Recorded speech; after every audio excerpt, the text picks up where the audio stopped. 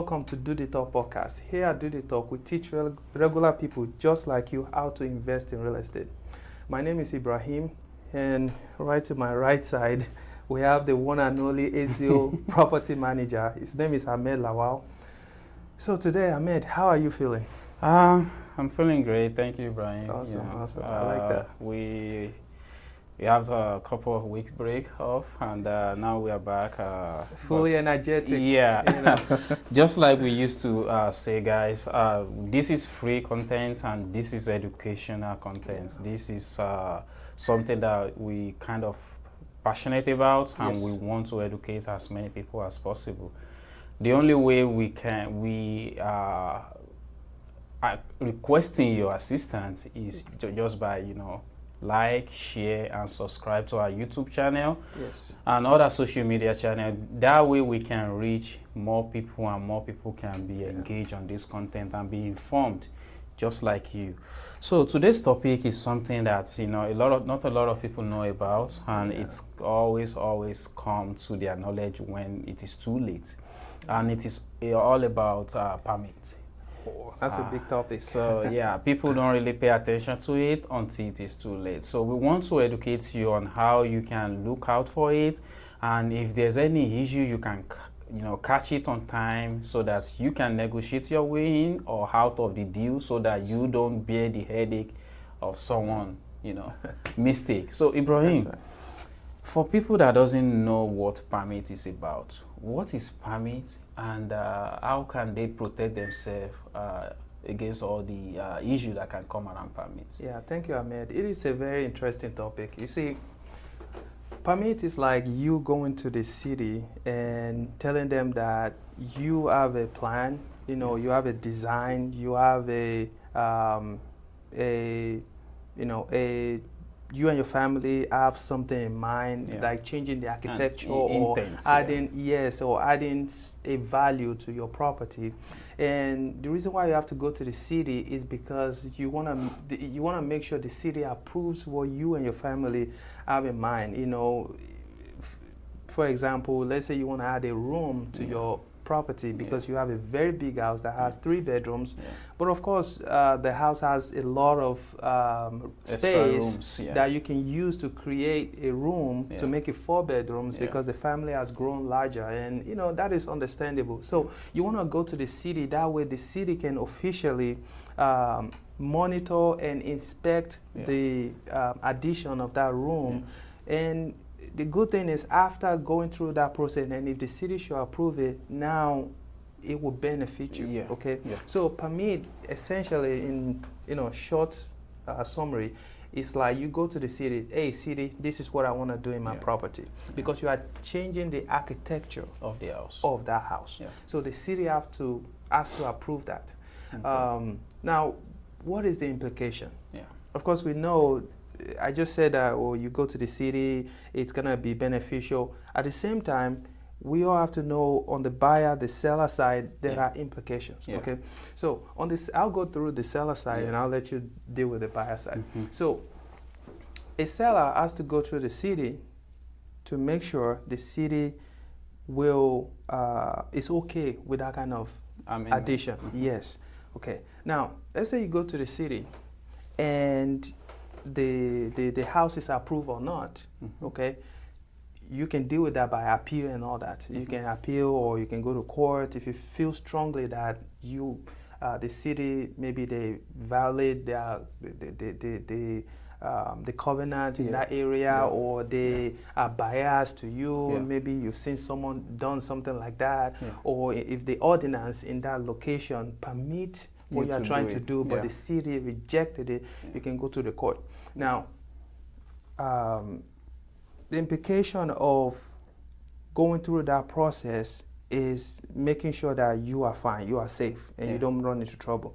Now, as a seller, if you don't go through that process, you are doing yourself more harm than good. Okay. Now, let's say an individual, a seller, he or she is not aware that he or she has to go through this process. And the person had a room to the house. Now the house is 4 bedrooms. Okay. first of all, when that person wants to sell the house, that person has to disclose that, hey, Mr. James, this house, as you can see, is 4 bedrooms right now. However, it was 3 bedrooms and I did not get permit on this property. So technically, that person should announce that house as 3 bedrooms because the city has not approved the 4th room. So officially, it's 3 bedrooms. It's still 3 bedrooms. Okay.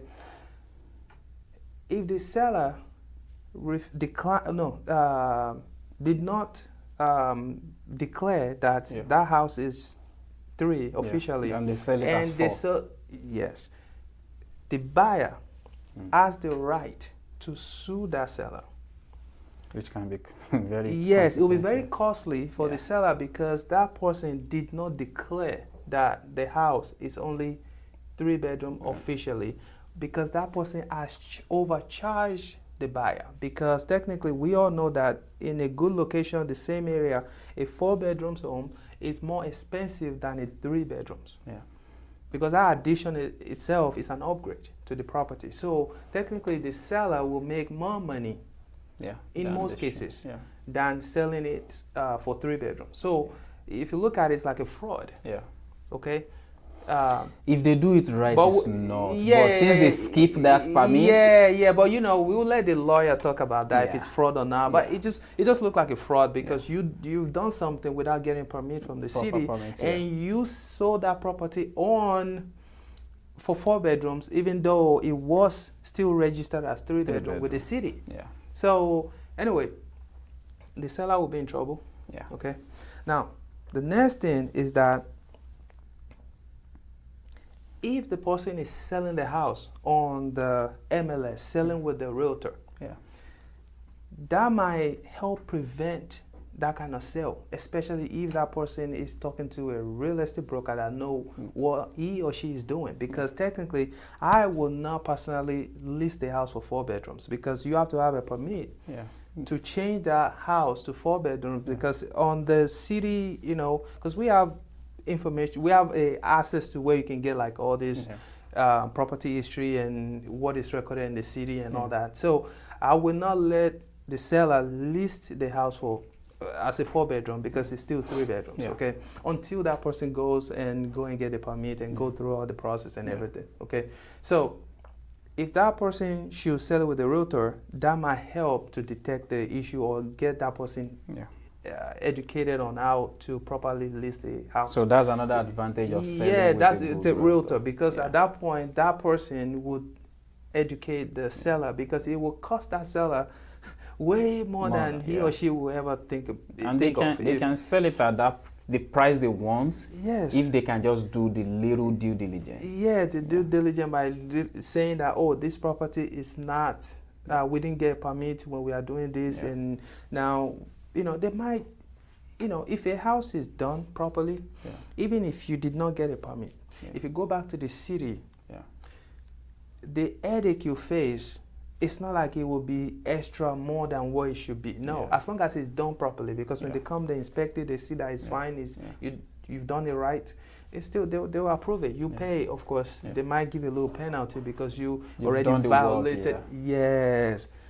But I've seen a lot of contractors, like, they purposely start the job and they call the city, then the city will look at, oh, everything's fine, then, you know, they'll let it go. So, you know, in essence, no matter the situation right now, try to go to the city and make sure you get the permit so that you don't put yourself in a legal trouble. Okay, so now let's say you refuse to open up to the buyer.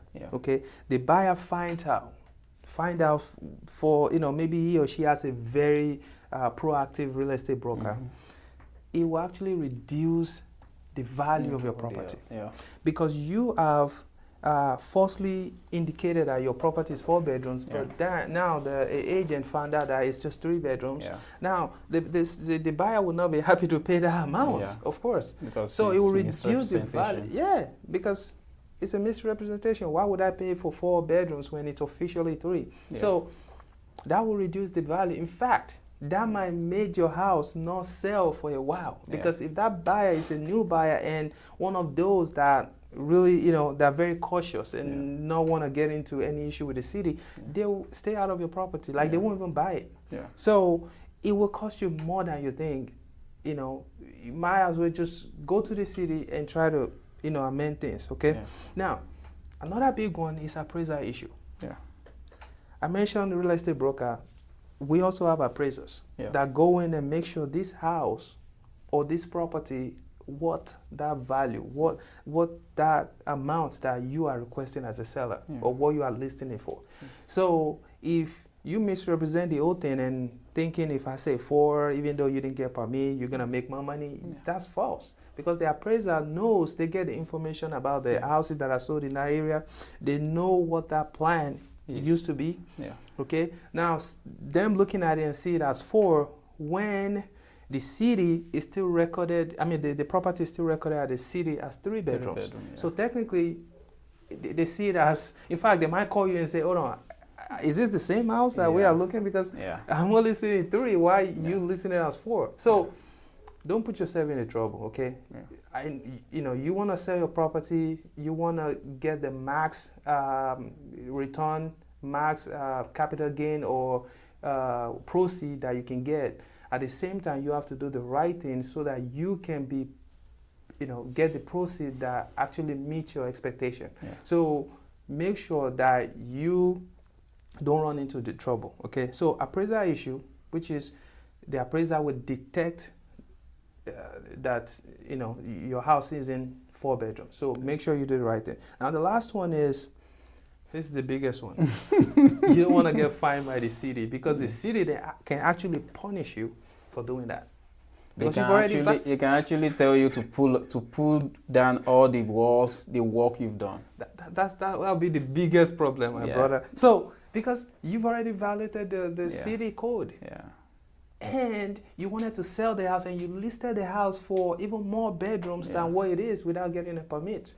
So depending on if you have a very great lawyer or not, which is going to cost you more money because you have to go get a lawyer to help you, appeal to the city. Like, okay, whatever reason it is, they will come up with something. But long story short, it will cost you more money than you can ever imagine. So the best thing is, before you get started, make sure you talk to someone who knows how to, like a project manager, and make sure they approach the city, advise you on the right thing to do.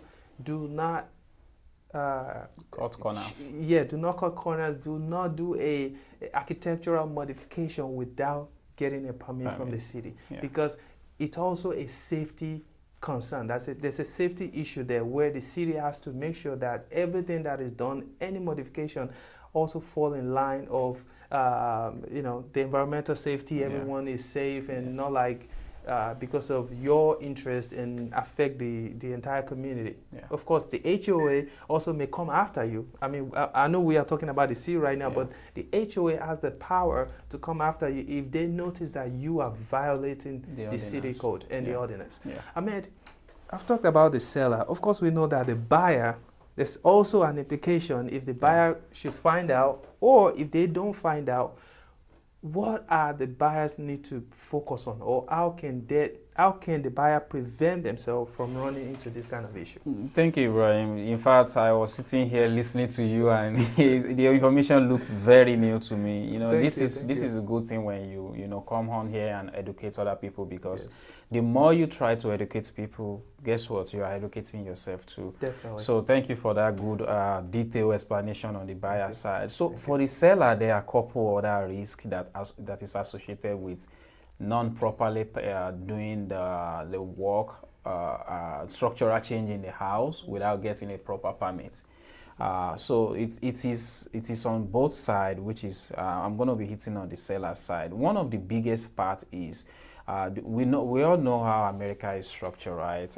It's structured around credit, and majority of the house that's being transferred ownership use mortgage, right? They use loan around it, and when that happens, there are a little bit of due diligence that comes up. Part of it you mentioned inspector, appraiser, and all that. The buyer can run into a finance issue when the house doesn't have the proper permits with the previous work that has been done. So just to be consistent, the example of 3-bedroom that you've been using.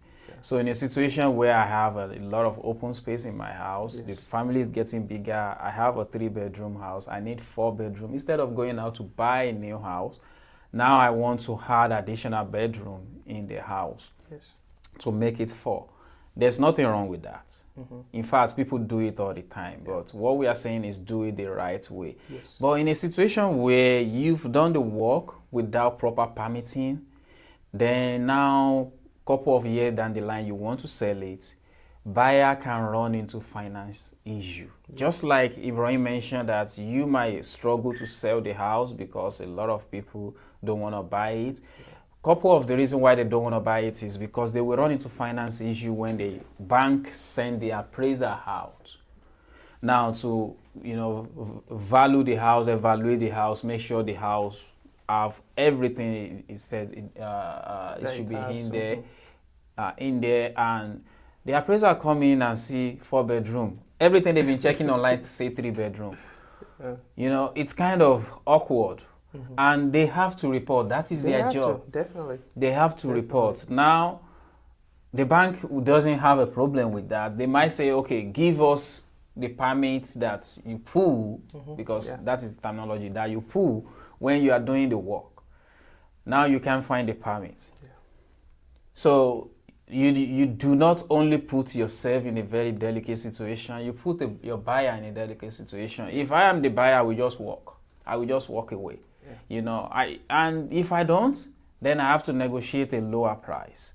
So that is a very huge, part of the buyer side. They might lose out on the financing because bank will do their due diligence, and things might turn out that all the work you've done, you've not put the right permit, which is what it is, and bank will be like, we cannot go ahead with this, because I doubt the bank will accept that. Because the value you are placing on the house is not actually what it was on paper. And that is one. The second one is the risk. Let's say everything goes smoothly and even the buyer or the bank doesn't catch it, or they just overlook it. Now, it comes on, do you do the job properly? That's another question. Because if you pull a permit, this is how the process works. The city will give you the right to do the work if they see that, okay, it is allowed in your neighborhood. Now, the second part is, once you finish the job, the city will come and inspect the work you've done. Electrical, structural, plumbing, everything you've done. Framing. Everything, they will come and inspect it to ensure that it meets the code. The city code. If that doesn't meet the city code, they won't give a pass on it, and they will ask you to redo it. And they will be on you until you actually redo it. You get fines if you don't. So safety concern is out of it if you do it properly, if you pull the permit that you're supposed to pull. Now, let's say you've done the work, you didn't pull the permit, you've done the work and everything, and the buyer buy the house, you are putting the buyer in a very, the risk that they are not even aware of. Because you've misrepresent the house that you are selling to them.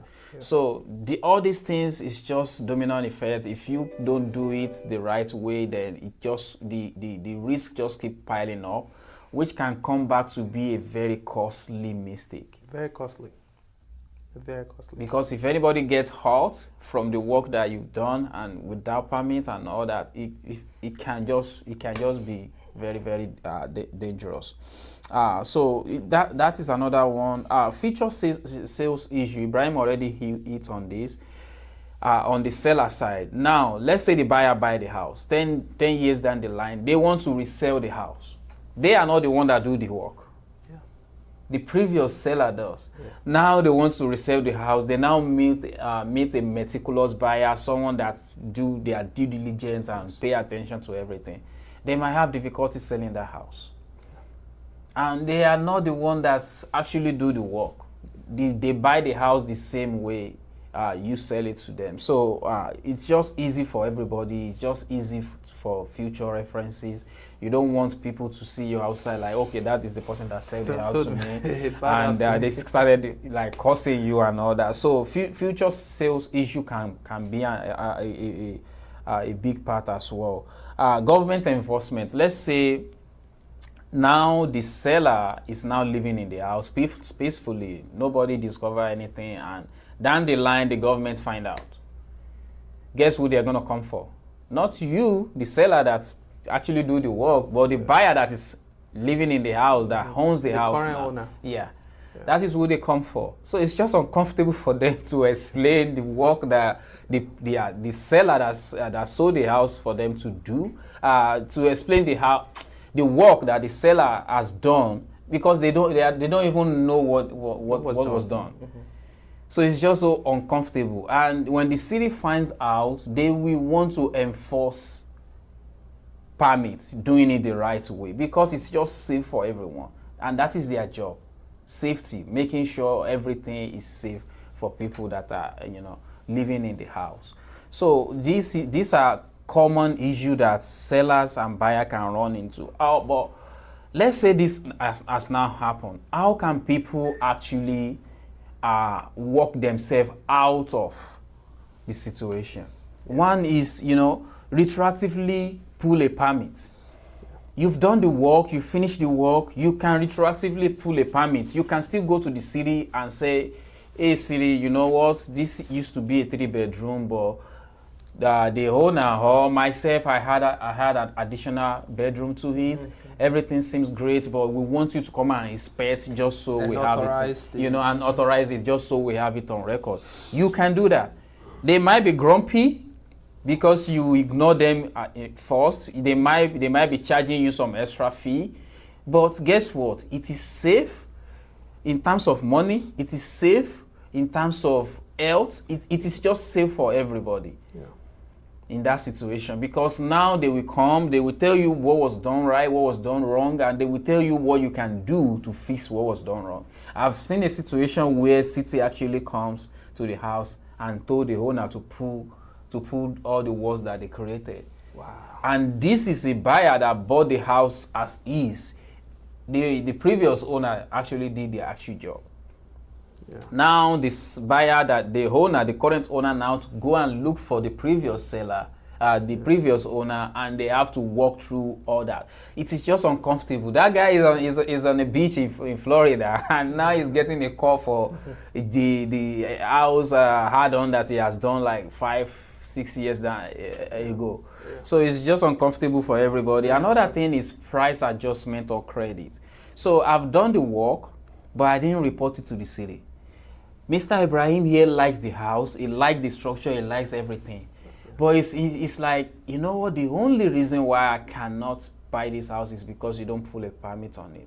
I can be like, you know what, I'm going to take 10,000 off, I'm going to take 5,000 off the price if you really like this house, so that you can go and retroactively pull a permit on this work that has been done. Yeah. That can be, you can give a credit for it. And, just so to make that effort that the buyer is putting in worthwhile, because it is your responsibility. You do the work, you are supposed to pull the permit. But since you do not, now for the other person to retroactively do it, you give them a credit for it. The final one is you can sell the house as is. So you don't run into being accused of not fraud, that you do not disclose the work that you've done.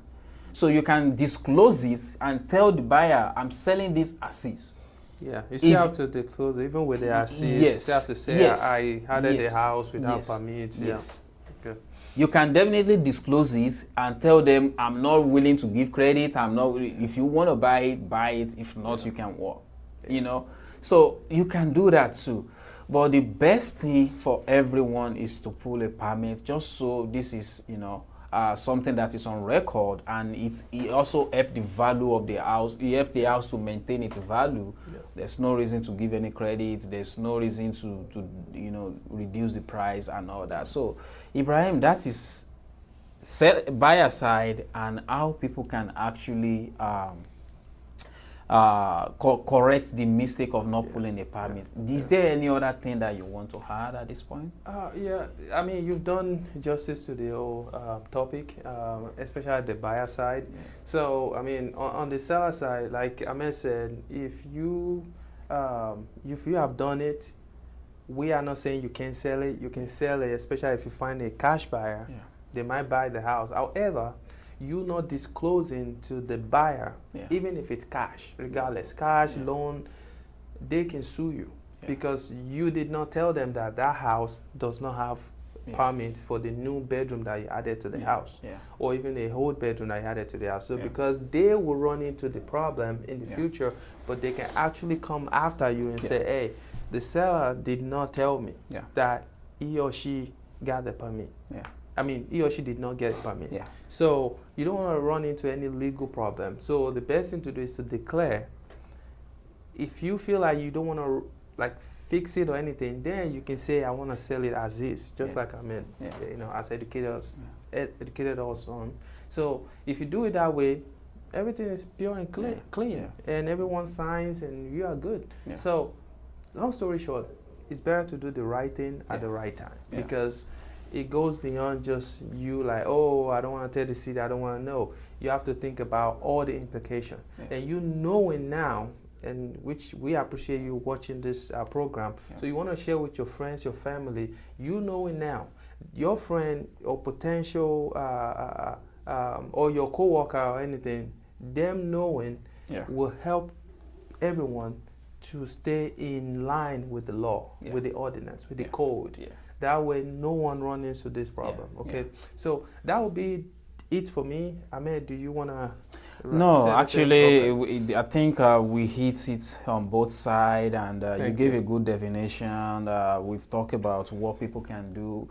Please, once again, you know, share this video, subscribe, and we will appreciate. We promise to keep coming back. Thank you. Ibrahim, if people want to reach out to you, how can they do that? Oh yeah, so they want to go to ibrealtors.us. Just go to your Google phone, type ibrealtors.us. When you go there, you're gonna see our phone number, contact information like like WhatsApp, Facebook, Instagram, and all that. You can DM me, reach out to me, IB Realtors on Instagram, Facebook, TikTok. Just send me a message. Anything concerning real estate, I will take care of you. Absolutely. Ahmed, how can they reach out to you? Yeah, if you want to reach out to me, it's, you can go on any social media via social media person, Instagram, TikTok, Facebook, YouTube, reach out and we will take care of you. aziopm.com is our website. aziopm, HAZIOPM.com is the website, and you can call 317-669-8366. That is our direct line. You'll be able to talk to people directly. You can ask your question, and we'll be glad to assist you further, and as well as find you your next house to live in. Until next week, take peace. care.